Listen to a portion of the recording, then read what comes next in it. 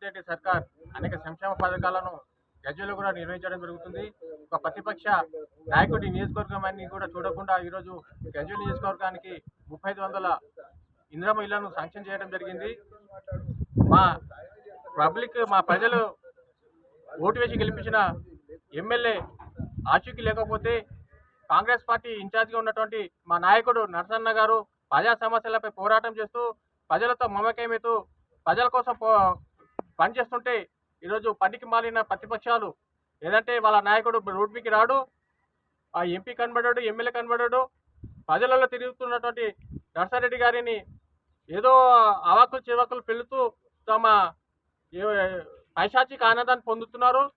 నిజంగా వాళ్ళ చిత్తశుద్ధి ఉంటే మీ ఎమ్మెల్యేను ఎంపీని పబ్లిక్లో తింపండి, గజ్వేల్ సమస్యలపై వాళ్ళతో పోరాటం చేయండి. ఎందుకంటే ఈరోజు MLA TRS party, MP BJP ఆయన వాళ్ళు ప్రజా సమస్యలు పట్టించుకోవడం లేదు. గజ్వేల్ ఎన్నో సమస్యలు నెలకొని ఉంటే ఈరోజు ఓడిపోయిన మా అన్న ఈరోజు అధికారులతో కానీ ప్రభుత్వ పెద్దలతో కొట్లాడి ఈరోజు సమస్యల పరిష్కార దిశగా ముందుకు సాగుతుంటే వీళ్ళు ప్రజలకు సేవ చేస్తుంటే తట్టుకోలేక ఓర్వలేకపోతున్నారు. ప్రజలకు వీళ్ళు సేవ చేసే ఆలోచన లేదు. ఎవరైనా చేస్తే కూడా వాళ్ళను కాల్పట్టి లాగే ప్రయత్నం చేస్తుండ్రు. ఈ గజ్వేల్ ప్రజలు గమనించి ఇలాంటి ప్రతిపక్ష నాయకులకు తగిన బుద్ధి చెప్పాలని సందర్భంగా మనవి చేస్తున్నారు.